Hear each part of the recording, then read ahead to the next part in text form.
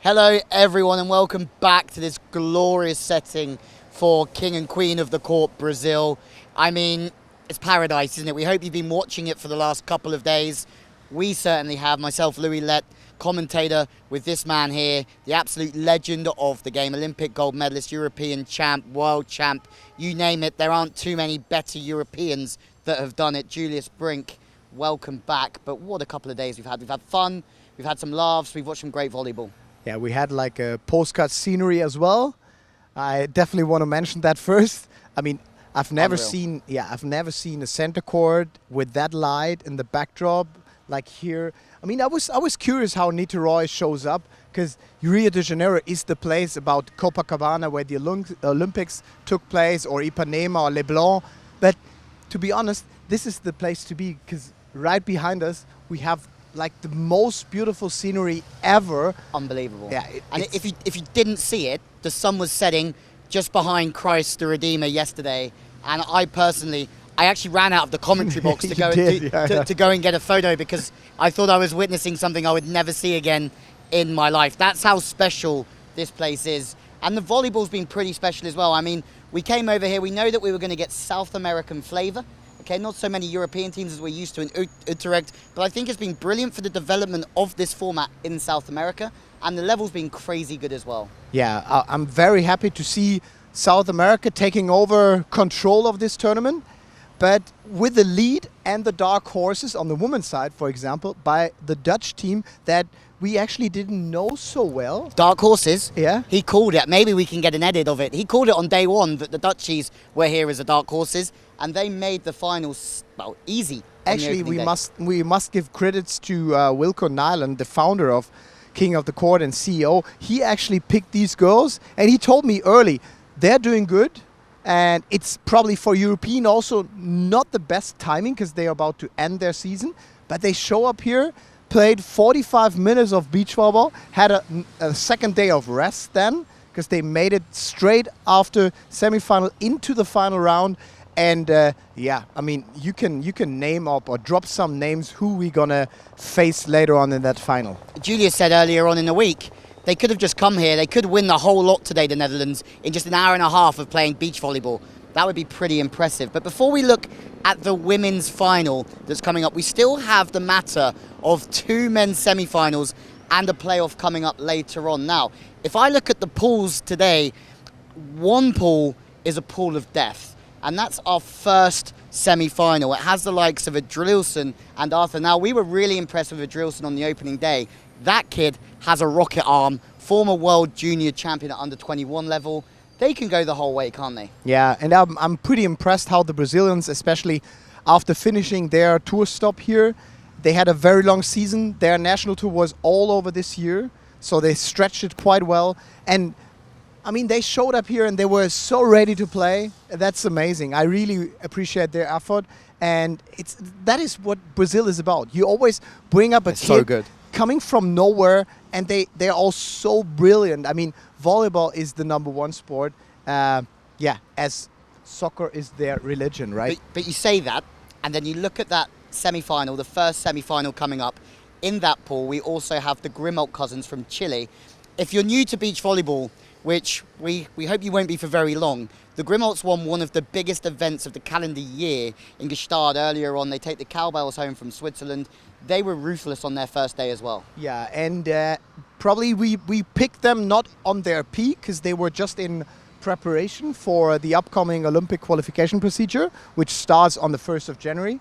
So, but I mean, if you pick a team doing weights and heavy squats and all that stuff and performing like that, you can see they are like that athletic team playing beach volleyball, like a power play version, and they did good. They really did do good. Like their first 50 minutes here in that quarterfinal, like, wow. Yeah, the Grimaldts are here, was what we were saying when we were watching. Also, though, we have Marcus and Grant O'Gorman. They have a golden ball. They won their pool. So, I mean, this is all in the first semi-final. It's going to be relentless in that first semi. We also have our guy, Václav Burchik and Luciano. They're on great form. They left it late to get through to the semi-finals. But then also the Olympian himself, Julian Hazard, playing with Marcel Bueno from Argentina. So that's the first semi-final. Yeah. And any team could get out of that. Yeah, it's pretty tough. But I believe with that history and their season so far, talking about the Greenwalds, I would doubt they're not making it to the final. I think we have to, if I have to pick one, and I tell you every time in our live broadcasting, it's so hard to take like predictions on who's coming out, because it's so fast and such a high pace. If I pick one, I still rely on the Greenwalds. I tend to agree. We get a lot of things right, but we also get a few things wrong, though. That's also for sure. Second men's semi-final. I mean, we have some real big hitters in there. First of all, ladies and gents, I don't know if you saw it yesterday, but Guido and Simon came down here for a little interview, beatboxing away. It's like king of the court. They're a lot of fun, but they're also a great volleyball team. I think for me, they're the favourites of the second semi-final. We're impressed with their play. They were, again, I've used the word relentless once. I'm going to use it again for Guido and Simon. I think they scored something near 15 to 20 points in every round. Yeah, they were about 20 in the first, and correct me if I'm wrong, in that second. So, and then they also lost a bit of energy. So that happens when you actually play it together with Simon the first time, this format. And there are rumors that they might play for the future Olympics together. So it's also a good test over here, because you will be stressed, and it seems like how their chemistry is pretty well. They have lots of fun. You saw them smiling all over. And if they go together as a team, like that is a team you can rely on, definitely aiming for a spot for Brazil. But in here, I would say they definitely make it. Also hoping that we have Brazilians, or a lot of Brazilians in that final to support by the crowd. I mean, we have a look here. I got the draw just here.